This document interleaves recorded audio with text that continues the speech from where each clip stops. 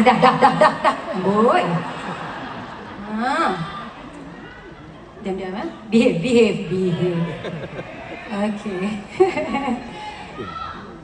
Okay. Ya, apa tu?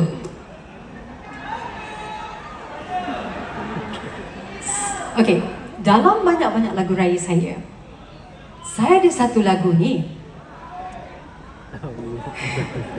yang mana memang peminat saya ni nak sangat saya nyanyi.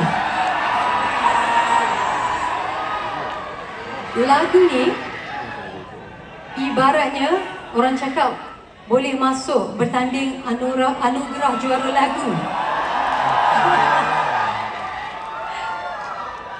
Memang saya akui lagu ni memang sangat mencabar saya. Sebab apa?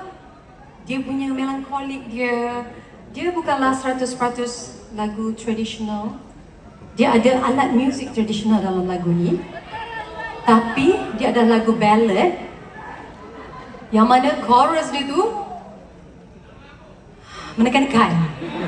Ayat-ayat anak-anak muda zaman sekarang ni kan? Menekan-nekan. Itu lagu yang pertama yang zaman saya rakamkan dulu ni. Antara lagu yang chorus dia tu macam tak relax lah Tapi itu yang orang suka. Jadi malam ni saya tidak menghampakan peminat saya. Saya akan bawakan lagu ini untuk pertama kali selepas saya dah pun mempunyai anak. Dan saya nak ucapkan terima kasih yang tak terhingga kerana komposernya ada bersama-sama pada malam ini. Saya memperkenalkan kepada anda,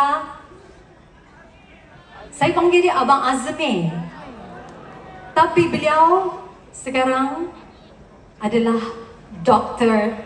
Azmi. Kita berikan tepukan Abang Azmi.